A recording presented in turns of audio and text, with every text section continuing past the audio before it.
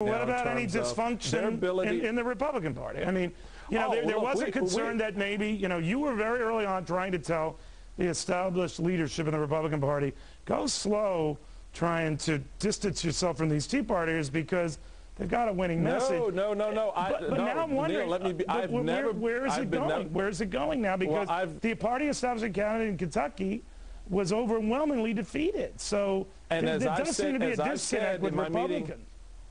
Well, they can connect, and this is what I've said with Tea Party leadership, and I've been meeting with them since April of last year, is that, look, we're in the same fight here. And to the extent that, as in the case of Rand and Grayson, if we have a situation where your guy prevails, we're backing that candidate. We're very much looking forward to supporting Rand. And if our guy prevails, we'd like the same support. That might be the case, Michael, but I was covering this live last night on Fox Business Network, which, Michael, if you don't get, you should demand. Anyway, I do. When I was covering it, I got the impression, talking to a lot of Republicans, oh, we love you Tea Party guys, we love you Tea Party guys.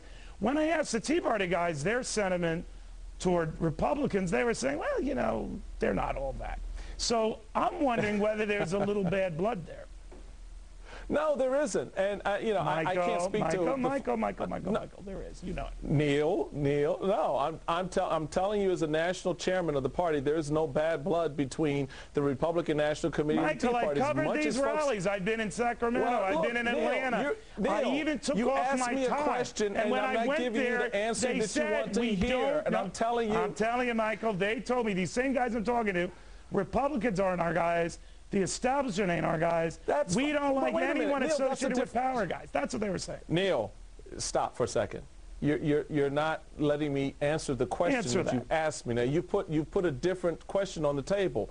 If the question is there an opportunity for Tea Partiers and the Republican Party to work together? Absolutely there is. And we've seen that cooperation in races, and we'll continue to see that in races going into the fall. If your question is, you know, is the Republican Party trying to co-opt the Tea Party, or the Tea Party's running away from the Republican Party?